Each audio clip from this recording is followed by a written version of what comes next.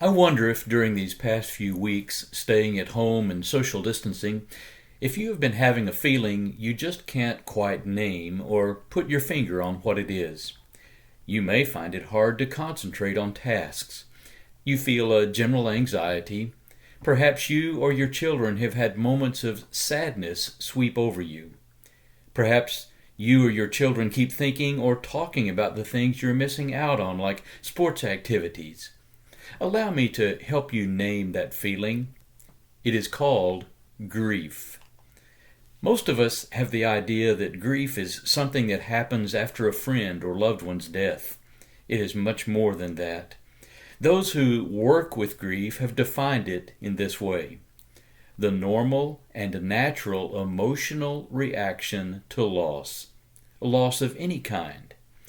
And they also say that grief is the conflicting feelings caused by the end of or a change in a familiar pattern of behavior. I think both well describe what we all have been feeling. Many are not able to visit their families, their children and or grandchildren in person, and are feeling the loss of those times to be with them. Obviously, we are all experiencing a change in our familiar and normal patterns of behavior. The conflicting feelings may be that while we may enjoy the freedom to work at home, we feel sad about not being with our associates and others. Let me be quick to add, however, to whatever degree you may be feeling like this, you are not going crazy. It does not mean you have some emotional or psychological disorder. It does not mean that you are broken and need to be fixed. What you are experiencing is normal, natural, and a part of how God created you. You are simply experiencing grief. Let me suggest you find someone you feel comfortable talking to, a spouse or a trusted friend. Talk to them about some of the things I am going to suggest, which may help you understand and lessen the feelings and or the fears you are having. Talk to your children. Allow them to say what they are missing and how it is making them feel. And reassure them things will change and they will be able to do some of those things again. Don't keep these things buried inside and think you have to put on a brave face. We are all hurting in this times and need the support, love, and encouragement of those around us. As you talk about the things that are bothering you, ask and answer the question, what is happening to your routine? What changes are you facing and how are they changing your life? Until you can put a name on what is happening, it is hard to really deal with it.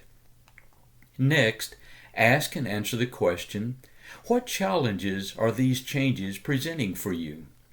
Here is where some of the conflicting feelings may appear. It may also be that you feel guilty if some of your friends or associates have lost their jobs but you have not. May I suggest you change the wording of that feeling? Guilt implies you did something intentionally to hurt someone.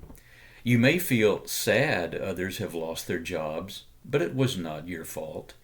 Feel the sadness, but not the guilt.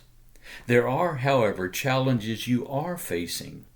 Be honest with yourself and with others.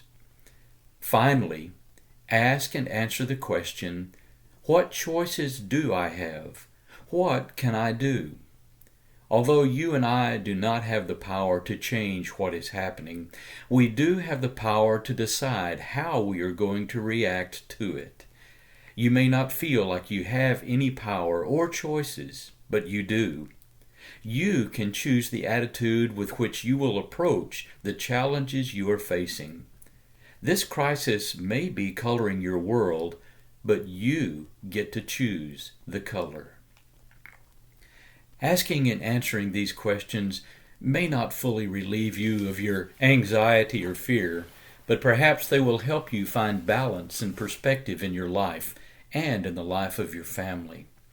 Above all, Spend some time meditating on two passages of Scripture that may help focus your mind and heart on the one who can most help. In Philippians chapter 4 and verse 6, Paul writes, "Be anxious for nothing, but in everything by prayer and supplication with thanksgiving, let your request be made known to God." Peter tells us in 1 Peter chapter 5 and verse 7, "Casting all your anxiety on him, because he cares for you." May God bless you as you look to and follow him through this week.